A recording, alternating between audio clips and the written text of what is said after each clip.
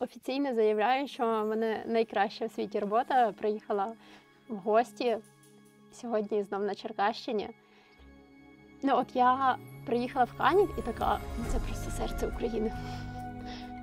Та це пишуть в підручниках, але я прям це відчула.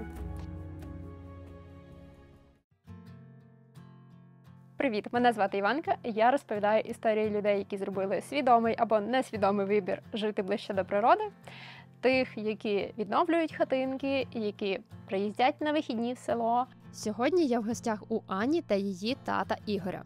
Хоча я б ще додала, що героями також будуть 4 хатинки. Перша куплена 20 років тому.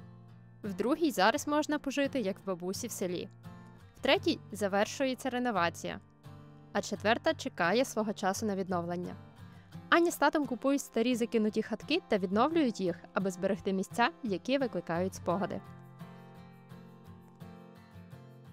Ще до 2021 року, якби мене запитали, чи планую я займатися селом, ні.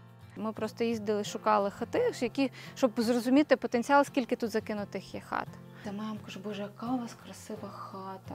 Вона каже, боже, доця, ти що? Каже, ну подивись у сусідів, у них пластикові вікна, пластикові двері. Каже, а в нас що?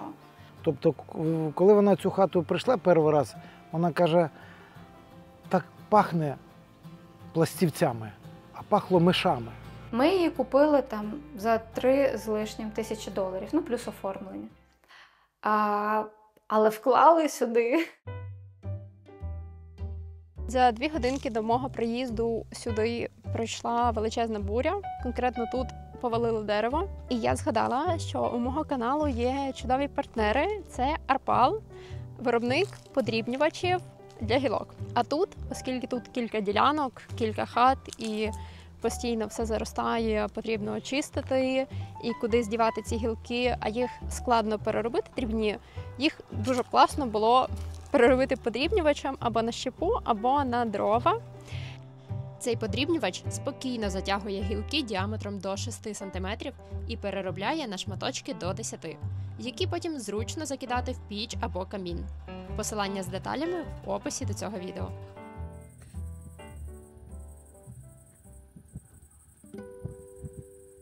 Зазвичай я всіх своїх героїв запитую, як ви докотились до такого життя. І зараз я хочу трошки передісторію цього питання дати, бо більшості людей воно дуже подобається, але є частина моїх глядачів, які такі змініть. Це капець, це якесь одне таке питання. І нещодавно я зрозуміла, чому. Я його завжди ставлю жартома, аби почути загальну історію до того, як взагалі людина опинилася в селі. Але вдокотилася, ми завжди чуємо, наче типу вниз котилася. І є ще слово дауншифтинг. Я особисто не люблю слово дауншифтинг, не використовую у своїх відео. Власне, з тієї причини, тому що воно не жартома каже про те, що ми зробили шифт вниз, а всі мої герої – це люди, для яких село – це наступний крок. Да. Це не те, що вони відмовились від своїх мрій, бажань. Передісторія перед історією, але я все ж тебе хочу запитати, як ти докотилась до такого життя. Точно для мене це був крок нагору, тому що я з дитинства ще мені було завжди цікаво, що таке взагалі українське село, тому що в нас там не було родичів. Я собі, коли фантазувала, то це для мене було просто море якоїсь свободи, і мені це було завжди, мені хотілося відчути ось цей досвід. Коли тато купив цю хату, я була десь в 8 класі, причому це такий був підліток, який, саме дякуючи проєкту, я почала занурюватись в українські традиції і культуру. У нас якось основна традиція сімейна – це збиратися родиною, але таких обрядових яких історій в нас не було. А в 8 класі я взагалі не була дотична до цього. Це зараз наче й соромно це говорити, але така була реальність тоді. Коли я був малим, в таких хатах, я їх пам'ятаю, і у моїй бабусі в Таганчі була приблизно така хата, тільки вона була більша набагато. Тобто я з дитинства такі хати любив. Тобто це була моя мрія мати таку хату. Але коли я служив в армії, мої батьки хату цю продали. Я їх просив, щоб не продавали, вони мене не послухали, так як тоді вже все-таки прогрес йшов. І я завжди мріяв про таку хату. І тут в Прохоровці в нас був такий дачна ділянка така, і ми мали побудувати там на воді дачу. Але до цього часу ми вже побудували заправку, ресторан, кафе, офіс, тобто готель у нас вже була. І я їду зі своєю жінкою, кажу, от по цій дорозі якраз їду, і кажу, Тань, мені так надоїло це вже будівництво, так хочеться таку хату, таку стару Шевченківську. І от, я в 8 класі, дзвонить тата. А батьки була заправка, будували ресторани, я така на своєму вайбі, такий підліток. Він мені дзвонить і каже, слухай, я дачу купив, я Кушева. Типу, збирайтесь, їду за вами з мамою, зараз туди поїдемо дивитися. Ну, я така відразу про футболіста, намалювала собі там, я не знаю, басейн. Позвонила подружкам, кажу, зараз я гляну, типу, готуйтесь, беріть купальники, поїдемо. А оця хатинка, вона була абсолютно інакша. Зараз вона світла, ти заходиш, тут такий якийсь вайб приємний. А тоді вона була сіра, осунувша, такі, знаєш, з маленькими вікнами хата, мазанка. І ми під'їжджаємо сюди до паркану, кажу, ти мене куди привіз? Кажу, де те, що я собі уявляла. І тато мені сказав, прийде час, ти все зрозумієш. І я цю фразу дуже часто повторюю і кожного разу говорю і починаю плакати. Це як я зараз хочу зробити, але я стримуюсь. І я вам скажу, друзі, що це буває таке, коли дітей змушують робити те, що роблять батьки. У нас з Анютою вийшло абсолютно паралельно, напевно, або якби це як продовження одної прямої, але вона до цього теж дійшла сама.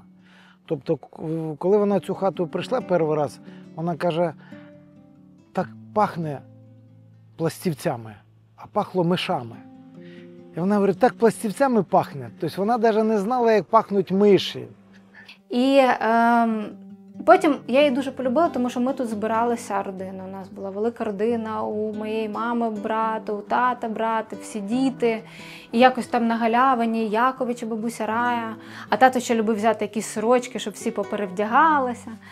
Ось, але, на жаль, потім таких виїздів ставало все менше, тому що зменшувалася родина, на жаль.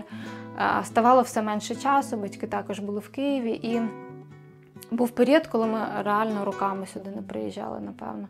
У нас була ця хатинка, яка там у нас 20 років була, і ще до 2021 року, якби мене запитали, чи планую я займатися селом, ні. Чи планую я займатися туризмом, взагалі ніколи. Я закінчила університет і вирішила, що мій диплом, він буде лежати ось тут в гарному місці, і колись ми з ним, можливо, побачимось на випускному. І тут трапляється ковід, і ось ці мої емоції, можливість поїхати до бабусі, відчути ось цей вайб, як у бабусі.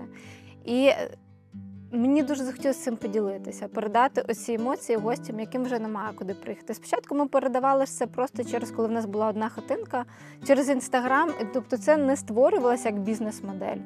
Це просто був такий поклик душі і віддушина, тому що я сама з транспорту, логістика, і там немає романтики. Там немає людей, які там чимось таким захоплюються, про духовне можна поговорити. Там все чітко. Задача, гроші і все. Все механічно дуже. А мені завжди хотілося створити таке велике, про що я буду там цим пишатися, я цим буду горіти. Я завжди кажу, скільки б у нас не було хат, проєктів, це головна і основна хатинка, з якої все почалось. Ви купували цю хату давно на той час. За скільки ви її купили, ту першу? У мене моя бухгалтерша з цього села, її родичі з цього села. Я купив в загальному десь за $1000. А бухгалтерша, коли ми купили цю хату, каже, Владимире, що ви зробили? В селі хати підскочили втричі. Вона до 2021 року, ми не реставрували її, але бабуся Рая і Якович, в яких ми купили хату, бабуся Рая, яку всі знають, бо вона в нас пече хліб, вони доглядали за цією хатою. І потім трапляється ковід, і тато розуміє, що вона впаде, тому що вона дуже сильно осунулась, і вони починають реновацію. Ми зробили капітальний ремонт цієї будівлі, тобто поміняли всі нижні бруси, тому що вона сідала, вона була вже пошкоджена там всякими шкідниками. І ми це все повністю робили. І це була толока, тобто настояща толока із соломою, глиною, з конями. Тобто це було все по-справжньому. Все, що по вікна, вибивалось, бо воно все було гниле, і хата так само стояла на домкратах. І тільки якщо в третій хатинці ми замінювали на цеглу, то тут ми все замінювали на дерево. І тому вікна такі нетипові, вони мали бути меншими, зберегли ці рами, вони мали бути тимчасовими, звісно ж, все, що тимчасове, у нас постійне. І тут таке класне світло від цих великих вікон. І плюс для мене це, коли ти зсередини в хатинці, це для мене як якийсь портал, типу з одного сторіччя в інше, тому що тут дуже класно дивитися, як падає сніг або падає листя в листопаді, і ми вирішили їх не міняти. Ну так, цікаво дуже. Вони виглядають і старими, ну типу, тому що ці сині рами, але... Да. Ну і плюс фіранки додають. Це такі, типу, як очі хати. А мені ще дуже цікаво, коли ми заберемо на прання фіранки, і вона стоїть без фіранок, і таке відчуття, що за тобою дивиться 40 очей просто, всі спостерігають. Це я зараз про очі хати, а не про очі людей, які проходять. Давайте прийдемо всередину. В усіх хатах ми не намагаємося відтворити чиюсь хату або традиційного регіону нашого хату.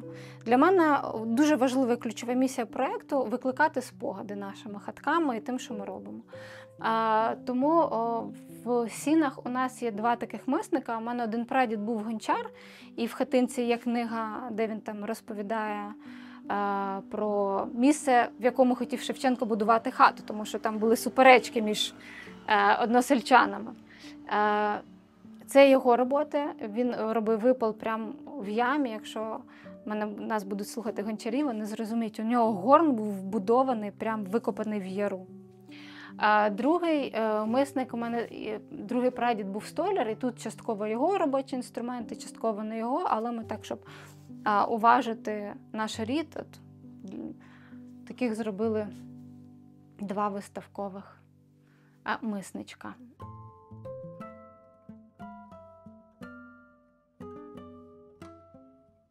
Хата майже 20 років, да? Ми за всі роки до появи проєкту ми жодного разу не топили піч. Ніколи. Я ніколи в житті не лежала на лежанці. І от в якийсь раз, коли... А це проєкту було там декілька місяців, напевно, і ми знімали, як варять борщ. А так як я весь тут же ж не помиєш посуд, в мене такі от корзини, і є ще більша. Вона закладається посудом, і ти це все таки несеш. Ну, в общем, до кінця зйомок я спини просто не відчувала, вона не боліла, я не відчувала, що вона є. І я чекала тата і вирішила просто прилягти на піч. І така, ого, як це працює. Ну, типу, у мене за 20 хвилин у мене перестала боліти спина. Вона наскільки прогрілася, то друге питання, що тобі потім не хочеться повертатися і злазити з цієї печі. Ти постійно згадуєш слово «проект», і я хочу, аби ти описала якось коротко, що ти в це вкладаєш, бо коли зі сторони я чую слово «проект», у мене немає відчуття в ньому якоїсь любові, вкладених сил. Це як робочий проєкт. Угу. Для мене це точно не про роботу. Ну, тобто тут про душу. Я пішла з транспорту, пішла з усіх робіт. І я насправді поставила, знаєш, як кажуть, на кону дуже-дуже багато.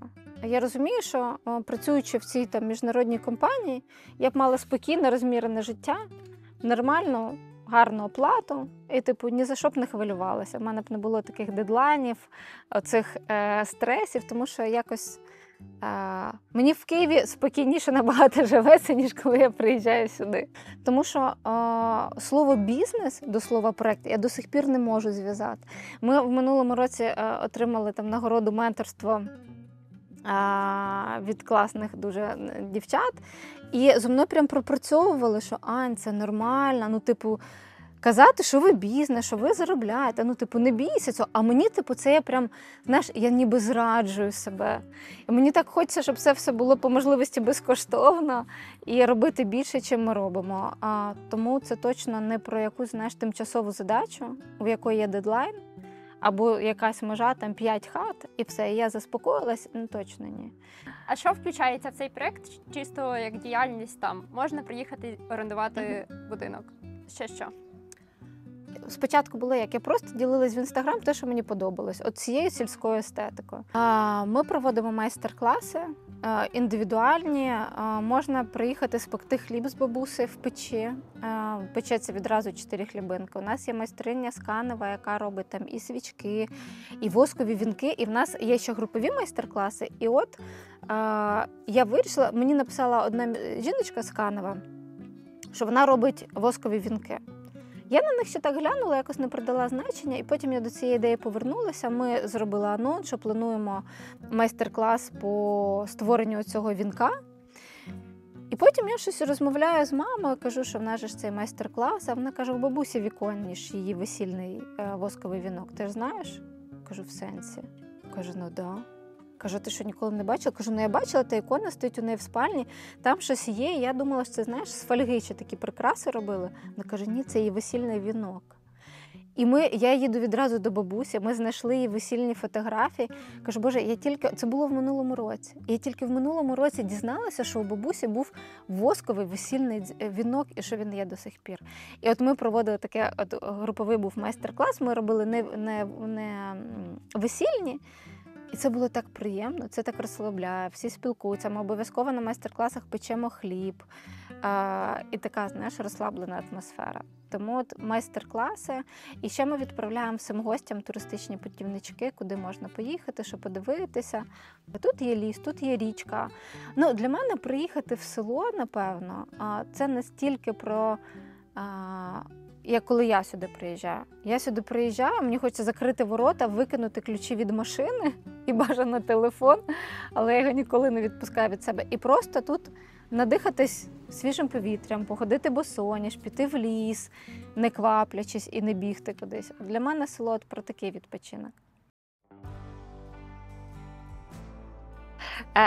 Ми приїхали до нашої другої хатинки, з якої почалось масштабування проєкту. Якщо з нашої старенької почався проєкт, то з цієї почався масштабування, почалося, і тут ми вже починали формувати думки про бізнес, як розвивати проєкт як бізнес. Тому що на момент створення не було жодних взагалі ніяких стратегічних планів. Ось, ми її купили в 2022 році, і в січні 23-го ми її відкрили. І будівництво було таке легким. Я не панікувала, я не нервувала, не було дедлайнів. Мені було не принципово, яка там плитка. Я така зайшла, клас, зробили.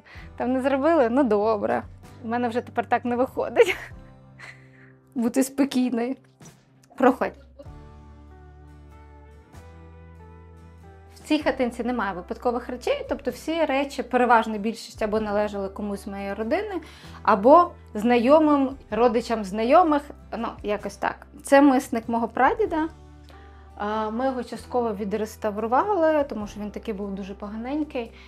І посуд, так як концепція така, щоб щось нагадувало про бабусі дідусів, оці всі чашечки, це все, в принципі, від моєї бабусі. Ось тут є у нас 2 спальні. В цій спальні ліжко мені робив тато, воно розширене, тому що зазвичай такі металеві ліжка, вони були менші, на одну людину, односпальні.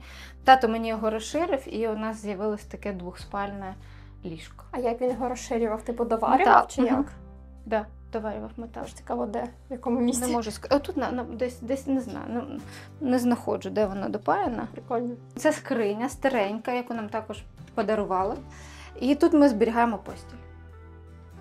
Тому що я люблю, щоб на постілі не було багато подушок. Ось тому ми частково це все зберігаємо ось тут. І є ще хатинки опалюються грубими, тобто тут взимку дуже тепло. Ми колись сиділи з кумами, так що собі балакали, підкидали, зайшли в спальню, а там 29 градусів тепла. І екстрено почали відкривати всі вікна. Ось тут ми взимку, я коли у пані Галини забираю млинці в чавуні, в маленькому, я їх отак сюди ставлю. І вони там за якийсь час розмлівають так, що ти їх береш і просто ти їх губами їси. Це дуже смачно. Бо мушу показати зблизька котів, які коти... Хочуть в кадр. Хочуть, вони вже в широкому. Давайте, нападай.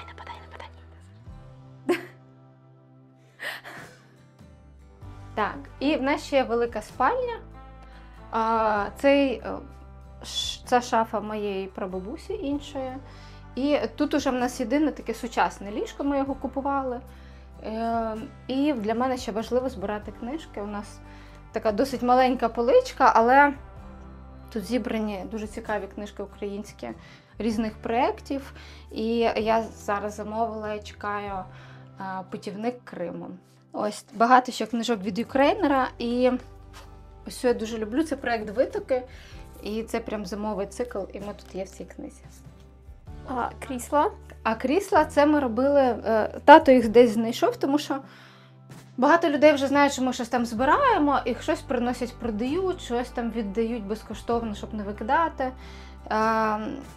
Також тату їх принесли, я купила в Києві на Подолі синій колір, він якраз з усім нашим синім дуже класно мечиться. І з виходом цього відео анонсую новий збір розіграш. Розіграємо 2 ночі в бабусиній хатці за донат 100 гривень. Всі кошти підуть на важливі речі на фронт. З вас донат 100 гривень на банку в описі до цього відео або за QR-кодом, який я зараз вивела на екрані. З мене розіграш через 2 тижні після виходу відео. Я напишу точну дату в описі. Так, в нас, ми її робимо поступово, тому що немає якихось супербюджетів, там відкрилися, зробили, купили трішки згодом там штори, щось там переробили, щось додали. Тому, мені здається, це весь такий процес. І гості, які в нас вже досить там довго і неодноразово приїжджають, ой, у вас це вже з'явилось, і це у вас вже з'явилося, і мені так класно. А як наприклад, стінах тут робилось? Тобто в першій там от прям глина-глина? Тут глина, і вона потім мазалась, тобто принцип такий самий, як і в першій. Це на барахолці, в Канові є барахолка. І тато купив його за 300 гривень. І чим він цінний, у нас багато таких, але переважна більшість, що вони вже такі поржавівші, старі, а цей новий. Він не використовувався. Тому ми його поки що тут залишили, але взимку, як будемо вже топити, то ми його туди винесемо. А ванна, вода, септик? Є вода, холодна, гаряча, є бойлер. Тут є вбиральня, є душ. Ось там. Саме світла кімната з обіду. Я реально заходжу туди і там прям яскраво.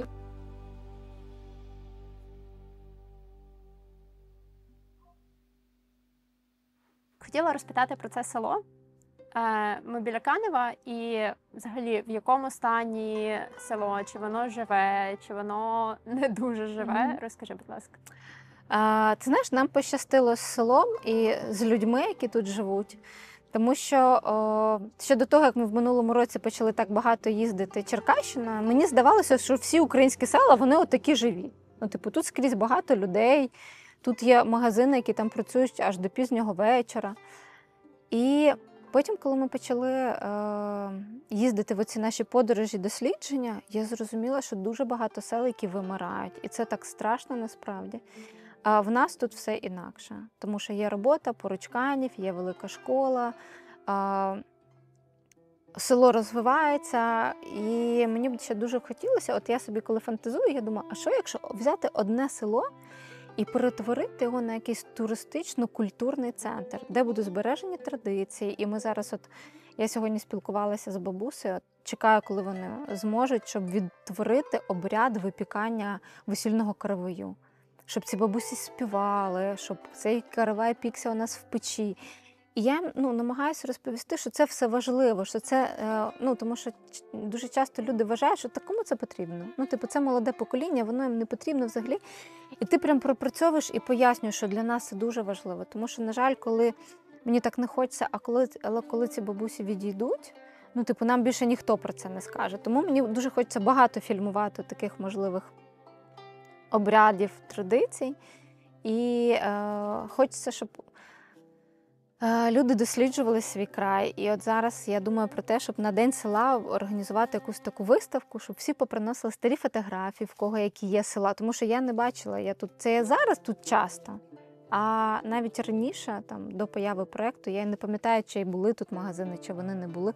І взяти на фотографіях, подивитися, яке село було. Ось, тому я сподіваюся, що ми до цього прийдемо. А, до речі, як тут комунікація, не знаю, чат села? В магазин, звісно. Ти йдеш і кажеш, ми шукаємо ось це. Центр села – це магазин. Причому ми завжди в одному і тому самому, я намагаюся скуплятися. І мені дуже подобаються там люди, тому що ти навіть в магазин, ти ж йдеш до людей. І там дуже класні продавчині, і можна там щось запитати, порадитись. Тому магазин вирішує все. Я зараз тут з ноутбуком, щоб розказати вам про YouTube канал «Сімейний бюджет». Я вже про нього раніше згадувала. Це місце, основна тема якого – інвестиції. І не інвестиції в плані, де вас навчать заробити багато грошей дуже швидко. Ні, це місце, де професіонали з досвідом діляться практичними речами про інвестиції. Мені подобається рубрика «Рахуємо курчат», де пан Любомир, засновник каналу, власне, розповідає реальними цифрами в процесі свого інвестування, наприклад, накопичення пенсійні свої, накопичення для мами, порівнює українські фонди, міжнародні фонди, просто доступно, відкрито з цифрами. Також є відео про те, як інвестувати 1000 гривень. Це дуже мало, але це супер для початківців розібратися з основами. Загалом це відео про військові облігації, що воно таке, як працює, і дуже покроково, як можна купити одну військову облігацію. І ще мені сподобалося відео про те, як пояснити цінність грошей дітям. Своїх у мене поки нема, але я з цим також трішки стикаюся, і прикольні, супер прості поради. І останнє відео, яке я вам сьогодні порекомендую, це про множинні доходи. Може бути актуальна тема для тих, хто хоче переїхати в село і шукає, як свій дохід зробити не лише з одного джерела з роботи, а можливо з часом доведеться відмовитися від постійної роботи, щось змінити, налагодити якийсь мінімальний пасивний дохід. Також там багато говориться про монетизацію своїх хобі. В принципі, в свій час мій YouTube схожим чином з'явився. Я просто спробувала, що воно і як, не розраховуючи, що це колись буде моєю роботою, а все повернулося он як. Взагалі на каналі сотні корисних відео, я, звісно, залишу посилання, а також посилання на ці конкретні відео, які я згадала. Можете відразу перейти їх послухати, або ж знайти для себе щось новеньке, цікаве.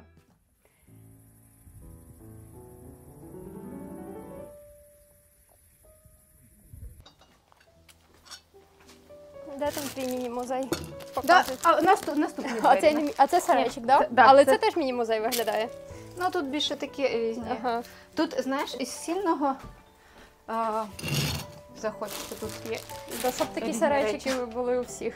Оце тут таке планувалася задача цього сараю зробити тут. Ми це все зробимо тільки трішки пізніше. Оце гончарне коло мого прадіда, який був гончаром. І він, коли помер, ми його забрали, і там внизу, де була баня, ми почали будувати горн, щоб можна випал було прямо робити кераміки. Але трішечки не встигаємо. Ось тому. Але я впевнена, з часом тут обов'язково можна буде гончарувати. А міні-музей? А міні-музей ось. Це тут різні такі старі. Тато збирає знаряддя праці, довбанка. Ось така ще є. Тільки, чесно кажучи, забула, для чого це. Щось тут робити. Ось така. Ого. В нас були гості в хатинці, а я поїхала до своїх друзів, і якраз це було минулого року, щось я така була виснажена, і я дозволила собі вимкнути телефон, тому що у мене телефон завжди в руках, і, напевно, найстрашніший сон – це мене кудись відправити без телефону. І я його вимкнула, коли лягала спати, а бабуся Рая зайшла вранці і забула про сигналізацію, а воно ж кричить скрізь. І мало кричати в мене в телефоні, щоб я вимкнула, але в мене він був виключений. Тому відразу всім гостям ми повернули кошти і сказали, ви відпочиваєте безкоштовно. Але сигналізація в хатинці з'явилась не просто так і, на жаль, не одразу. Проект названий в честь моєї бабусі. І насправді в честь всіх бабусь і дідусів українських, тому що любов до онуків – це якась особлива неосяжна ось ця любов. І всі картини, які ви бачите, вишиті моєю бабусею, і в якої мені вдалося під час ковіду пожити, прям не просто приїхати на обід чи на вечерю, чи забрати її до нас, а прям пожити і зануритись, ви це знаєте, зануритись в бабусину хатку. Коли ти спиш, а вона там щось тобі вже чує, ти чуєш, що вона топочеться по хаті, щось готує. І мені дуже хотілося передати ці емоції. І коли проект створився, бабуся, а ми її називаємо таким, як Плюшкін, знаєте, вона все збирає, і дуже дозовано тобі щось може віддати, коли вона бачить, що все в порядку. І от вона так прийшла, вона мені дала декілька картин, ми їх оформили в рамочки. Вона прийшла, каже, добре, я тобі ще дам. І отак от у нас ці всі картини, ось цю картину вона вишила на хвилиночку в 4 класі.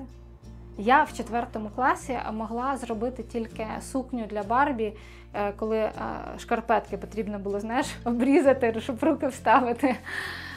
І, на жаль, 2 роки тому хатинка була пограбована, і тут було дуже багато бабусиних рушників. І їх забрали разом з усіма речами, які можна було продати дорожче, які були колекційними.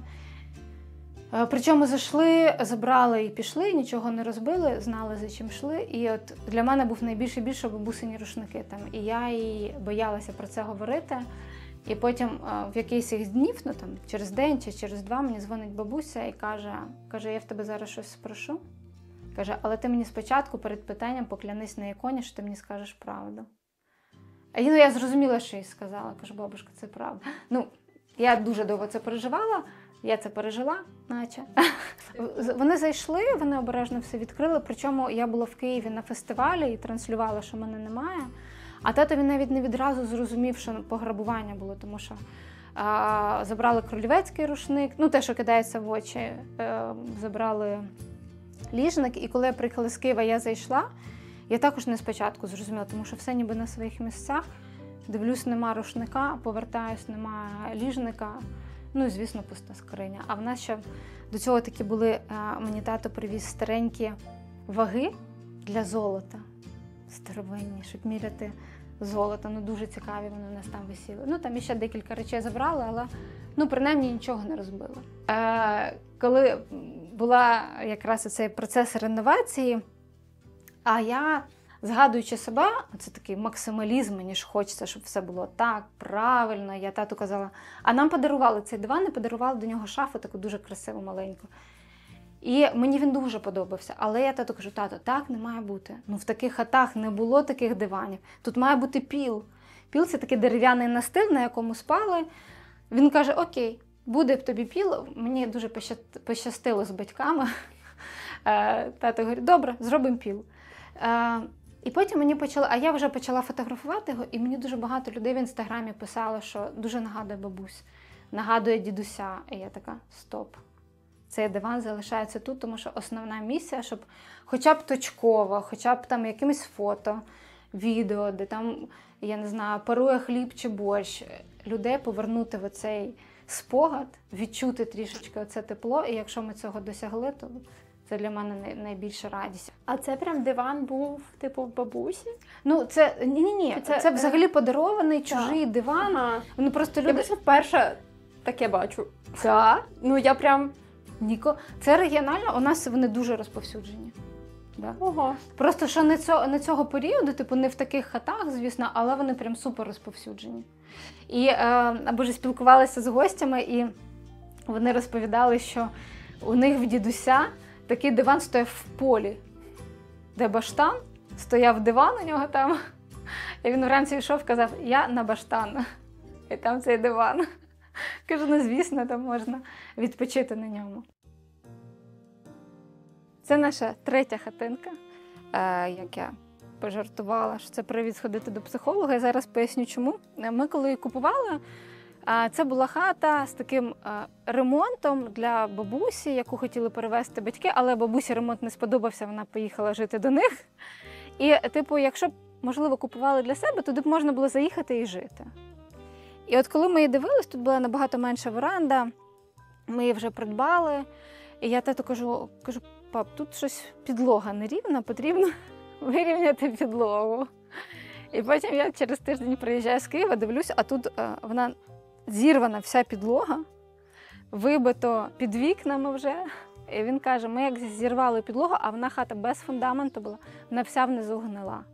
Ніби ось ми закінчимо, типу, робот все менше і менше, але відчуття, що їх тільки більше і більше. Веранду ми збільшували, вона була дуже маленька, куца, тут була низька дуже стеля, ну і так було незатишно. В мене тато не вміє будувати щось маленьке, він починає щось робити, він любить, щоб це було масштабне, тому ми збільшили веранду. І вікна, я хотіла, щоб їх реставрували, я розуміла, що вони в жахливому стані, але мені хотілося саме ось такі цікаві, старенькі якісь вікна.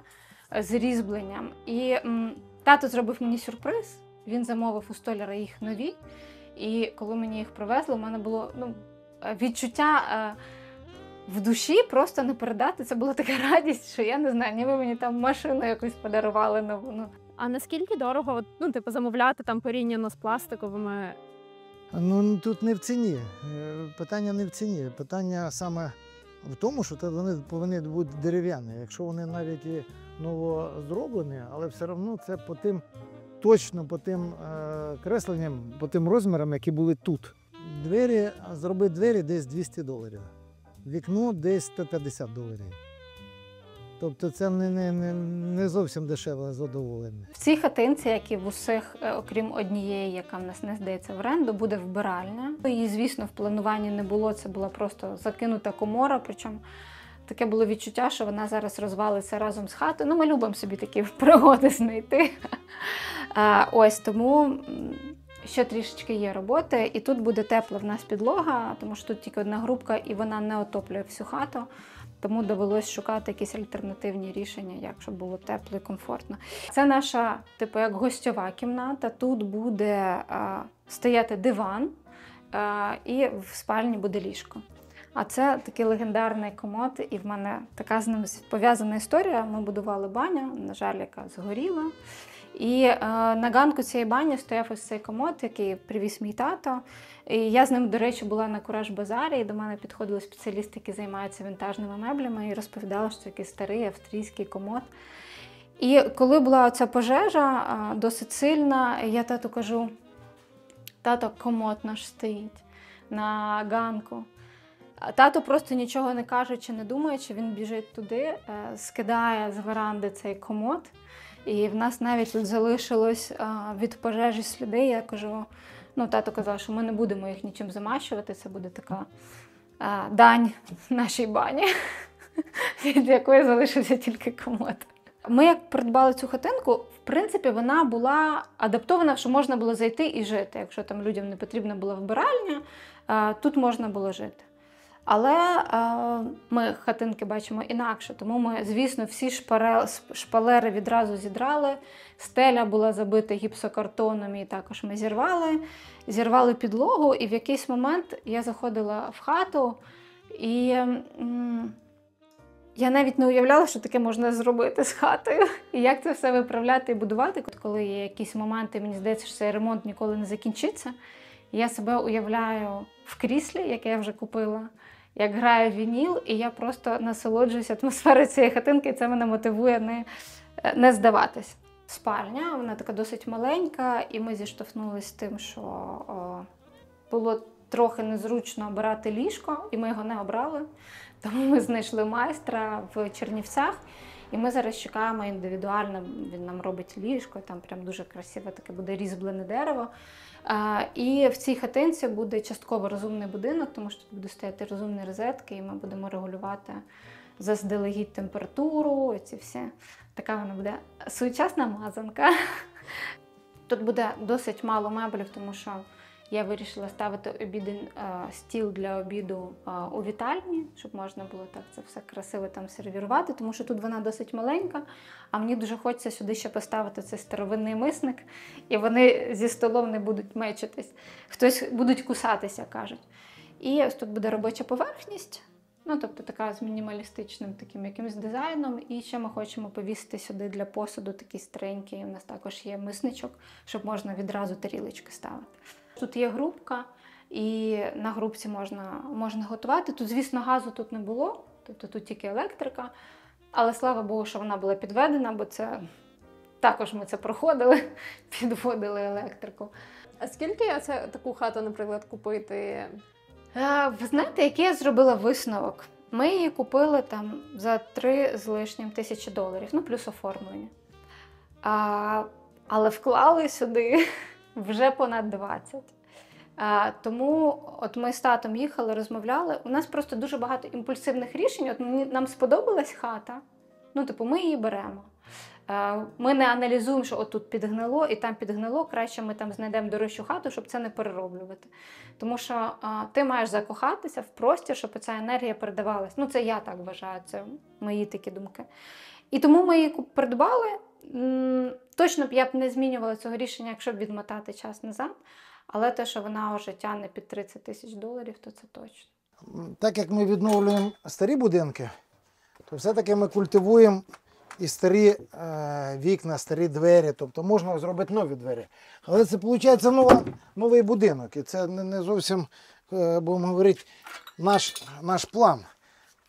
А ми все-таки плануємо те, щоб старі двері і вікна робити тоді, коли це можливо. Тому це зараз сюди вже треті двері, які ми приміряємо.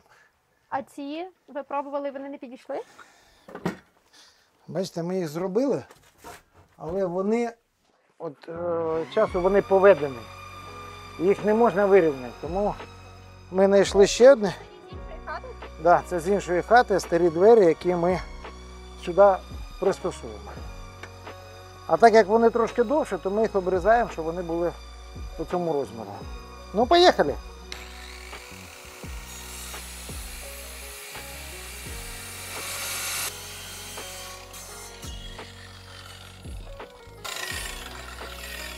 Те, що вони старі, видно, бачите, на шашелі є такі, які псує дерево як на дверях, на вікнах, так псує двері, тобто дерево і безпосередньо на тих нижніх балках, які я вам говорив. Оце вони превращаються в труху, тобто вони перетворюються на сито, на мілке сито. І тому воно розбивається на пороху, що бачите, яке воно. Тобто воно із дерева виходить просто порох. Як муравейник. Точно. Так, ну давайте з цієї сторони обріжемо.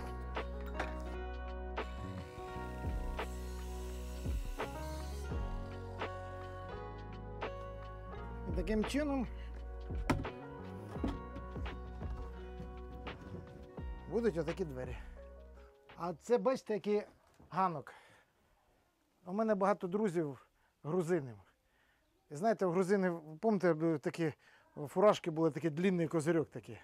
Це зробив такий грузинський козирьок. Ага. Ніколи б не здогадалися, що це грузинський. Так що коли приїде грузин, скажуть: вай, це наш!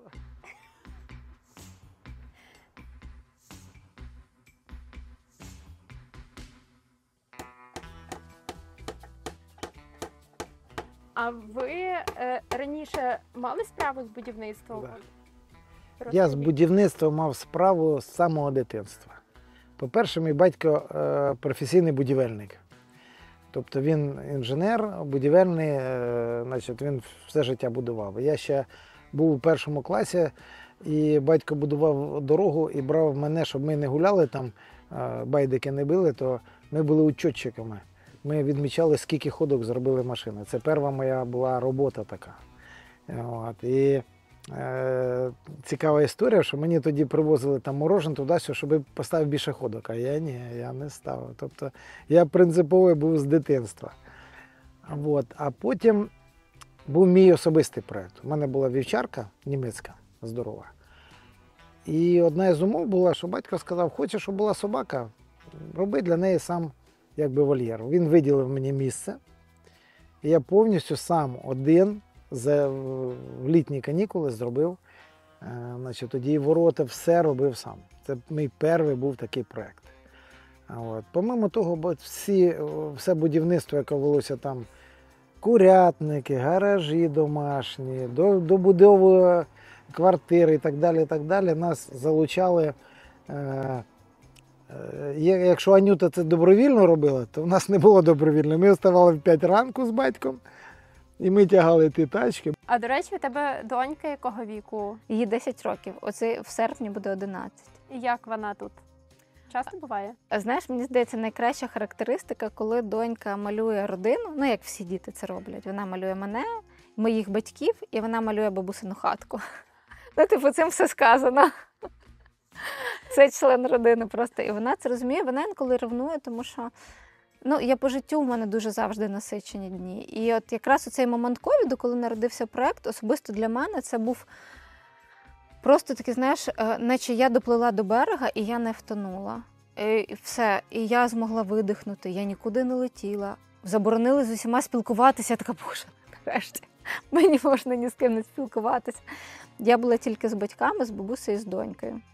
І вона точно розділяє ці мої цінності, тому що от в мене вчора була одна зустріч, і вона стосовно проєкту, я про це б також хотіла розповісти. І я приїхала дуже засмучена. І, знаєш, це, напевно, варто було того, щоб послухати, якими словами і якою мотивацією вона мене заспокоювала. В тебе все вийде, ти чого? Ти в себе не віриш, так не можна. І вона мене так якось мені це все сказала. І я це відео інколи прослуховую, знаєш, і я дуже рада, що вона розділяє це. Але коли ми там їздимо, мені потрібно десь по селам проїхатися, я кажу, доця, ну ми їдемо мандрувати. Вона каже, знову селами. Ми просто їздили, шукали хати, щоб зрозуміти потенціал, скільки тут закинутих є хат. Таких, як нам подобається, да, більш таких стареньких. І випадково ми натрапили на цю хатинку, але вона унікальна не тільки своїм віком, а в неї там 2 печі в хаті. Ну, я такого ніколи не бачила. Як мені потім пояснили, напевно, жила свекруха, невістка, і щоб у кожної була своя хата, щоб там ніхто не сварився. Отак от робила. Але ну, це не точно, не знаю. Так. Тут ще 3 замки і потрібно ще вміти відкривати. Да. Ми тут взагалі ще нічого не чіпали, окрім того, що зірвали підлогу з потенційної вбиральні. І завалилась піч, то тато її розібрав, і зараз ми просто не встигаємо, тому що дуже мало людей, то ми вирішили закінчити 3-ю хатинку, а тільки тоді переходити сюди, тому що ну, дуже складно. Ось така от унікальна хатинка. І мені дуже хочеться її зробити такою, щоб тут не було моторошно, тому що дуже багато є стереотипів про життя в старих хатах, що там моторошно, що там не так пахне, що там якісь, я не знаю, можна побачити духів. Тому ми цю хатинку розробляємо спільно з архітектором-студентом, тому що моєї фантазії не вистачає поки що, щоб її обіграти так, щоб і печі зберегти, що для нас принципово. І потрібно розмістити 2 кімнати, ну, типу, щоб було і ліжко, і щоб тут був і стіл, і щоб і кухня була. Тому я виступала перед студентами, архітекторами і якось запропонувала, і хлопчик відгукнувся. І я була дуже щаслива, тому що мені потрібна допомога з цим. І зараз пішли в сусідню кімнату. А ось це. І тут прям отак, і вихід звідси по кругу, як в хатах оцих. Тут по кругу, а це піч, яка вона обвалилась. Основна проблема – майже немає майстрів. І це проблема не тільки тут. У нас є гості, які купують мазанки після того, як в нас там часто відпочивають. Ось, і от буквально вчора спілкувалися з одним із таких гостей. Вони запитували, чи немає у нас бригади, щоб повезти в Межиріч, щоб допомогти їм там зробити певні роботи, або пічників. Пічників знайти взагалі дуже складно, принаймні у нас тут. Тому тато вже навчився реставрувати печі.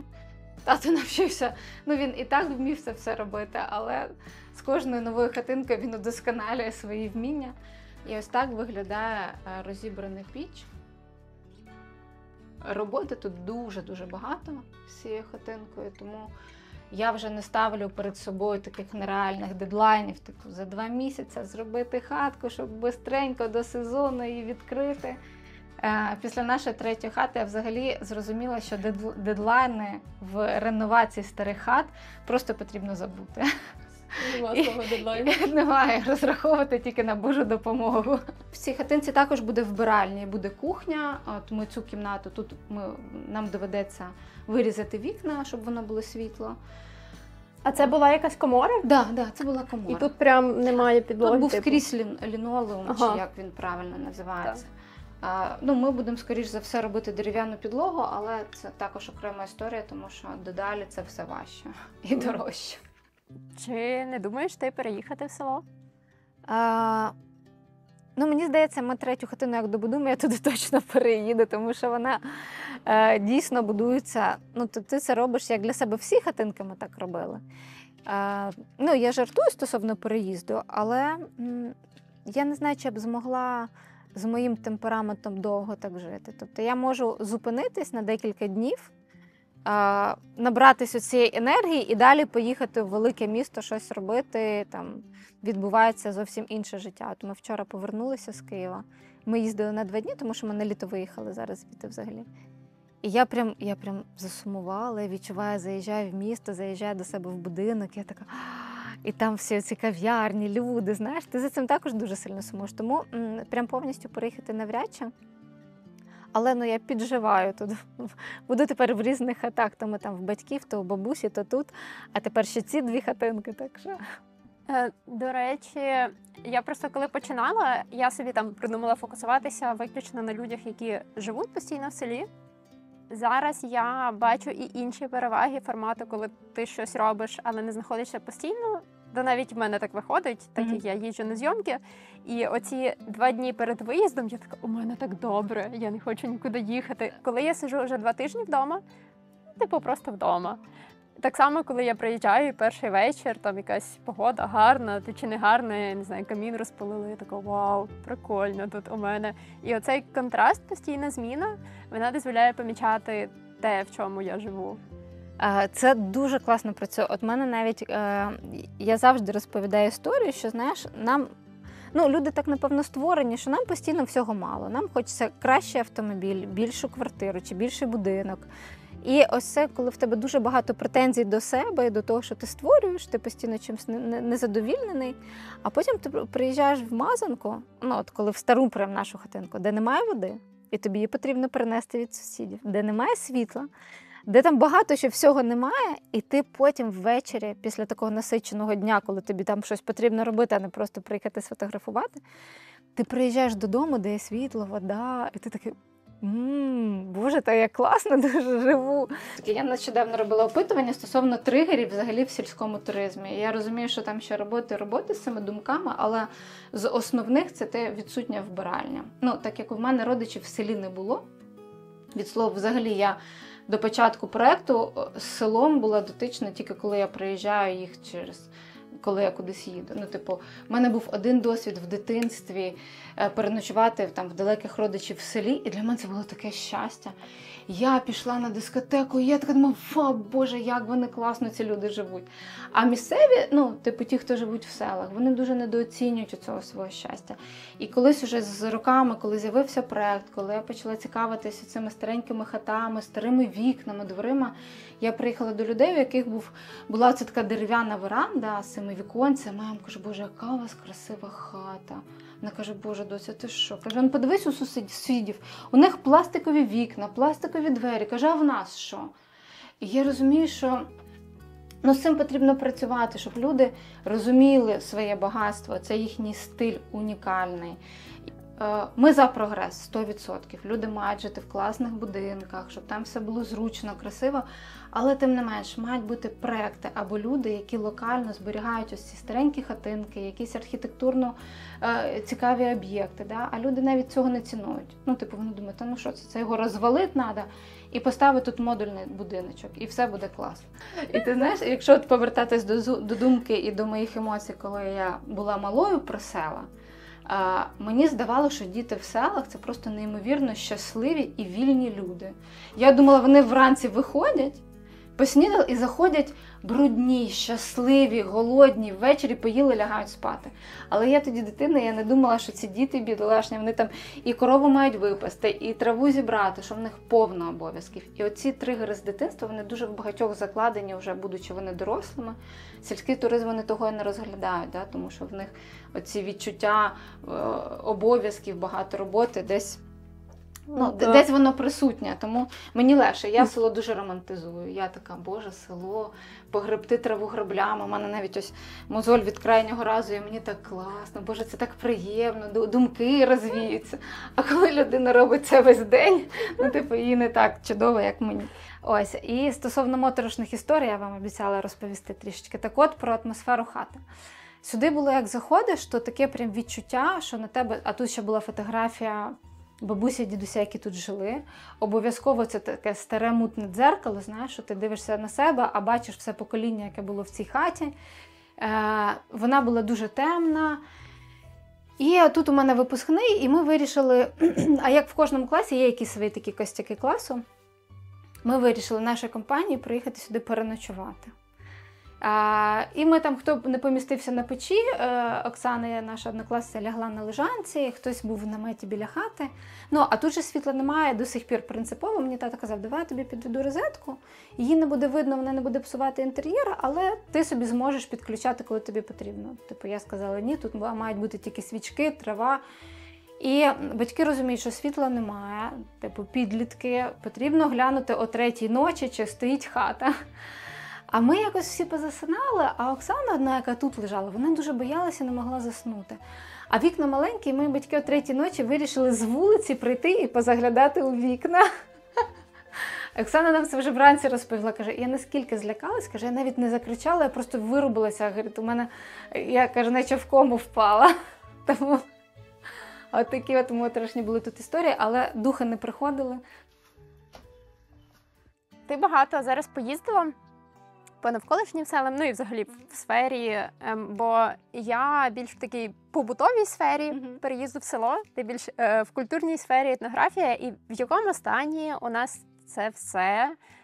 Чи є інші люди, які активно цим займаються? Розкажи. Ну, насправді, людей зараз таких активних дуже багато. І тут інша історія. Те, що потрібно, так як я сказала, бабусям і дідусям, дійсно викликати в них оцю довіру, щоб вони тобі передали якісь знання. Тому що це не завжди легко, щоб вони пішли на контакт. Коли ти спілкуєшся з людьми, які також в селах намагаються щось створити, і це вже така, знаєш, община виходить, і ти розумієш, що цих людей дуже-дуже багато. І чим далі, тим таких людей стає більше. І я думаю, що це буде розвиватися, ну, я в цьому впевнена просто, тому що ну, тут варто подивитись просто на європейський досвід, що відбувається там. І от до нас в цьому році приїздив з Естонії там ментор, і ми з ним, я запитувала, як у вас села взагалі? Ну, тому що я не уявляю, там ніколи не була.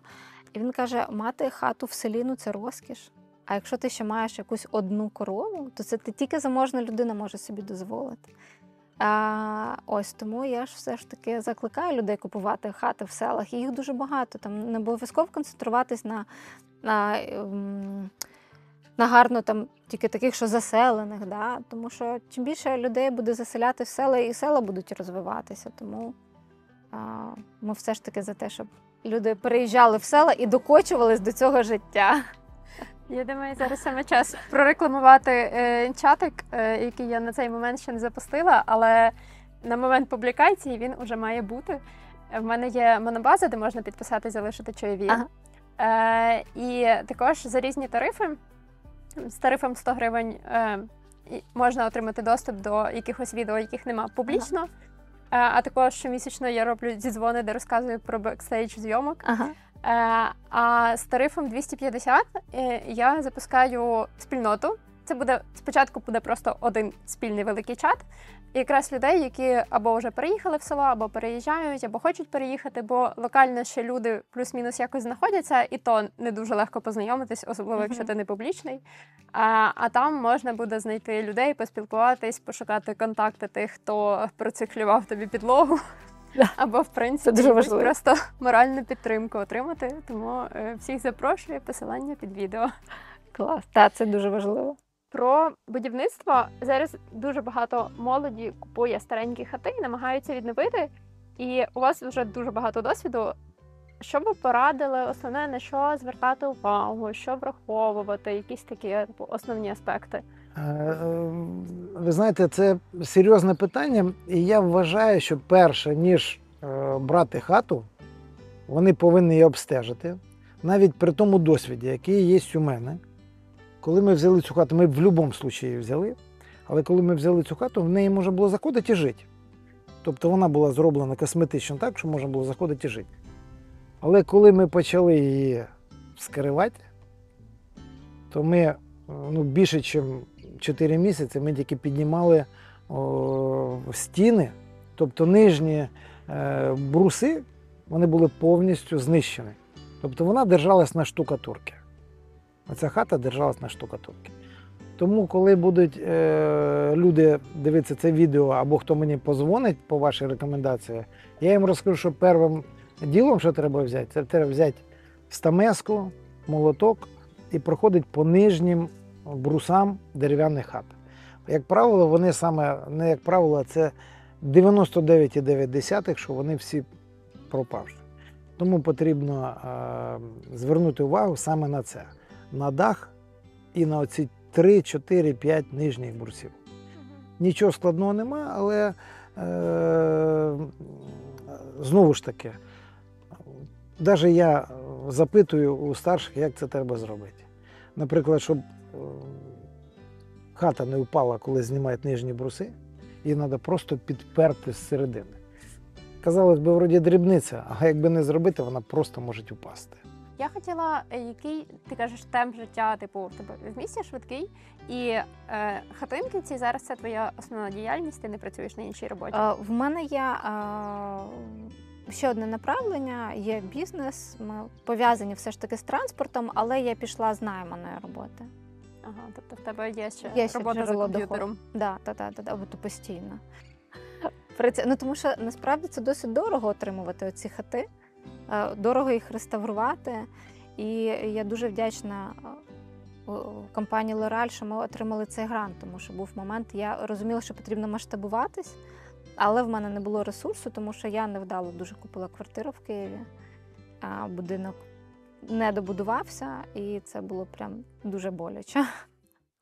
А розкажи детальніше грант, яку роль перше це відіграє в тебе і там, які ви найбільше отримували?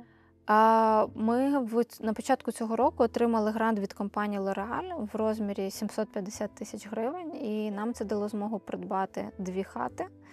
І ми вклали вже дуже багато своїх ресурсів, але тим не менш багато ми покрили грантовими коштами. Ми насправді купили не 2 хати. Ми заявляли, що ми купимо 2, ми купили 3. Третя хата в іншій громаді. Знаєш, до нас потрібно на 2 дні їхати, щоб подивитись всі хати. В іншій громаді, але ми її будемо перевозити сюди. Тобто ми не купували там ділянку, ми тільки купили цю стару дерев'яну хату. Вона дуже нетипова для нас, вона не мазанка, вона з суцільного дерева, причому не з кругляка, а з такого з прямокутного. І ми його будемо перевозити сюди. І я дуже мрію створити мистецьку резиденцію в селі. Тобто мені хочеться, щоб розвивалося село, не тільки наш проєкт, а розвивалося село, щоб людям було цікаво там, коли тут є концентрація митців і цікавих людей, воно якось інакше це все розвивається. І щоб ферму невеличку, дуже хочеться. Козу і курей, і я буду як Девід Бекхем. Та, у нас якось ми маємо доїхати і до Девіда Бекхема, бо у нас тут дуже багато таких є в Україні. Я думаю, що йому варто сюди приїхати, подивитися, як це все відбувається. У нас є субтитри англійською, так що Девід Бекхем, якщо ти це дивишся. Ми чекаємо. А мені здається, це все дуже треба любити, аби цим займатися. Я скажу вам так. Коли я захотів зробити для своєї внучки спортивний такий майданчик, то мені мої дівчата сказали, це ти робиш не для неї, це ти робиш для себе. Якби удовлетворяєш свої якісь амбіції. А я кажу, так.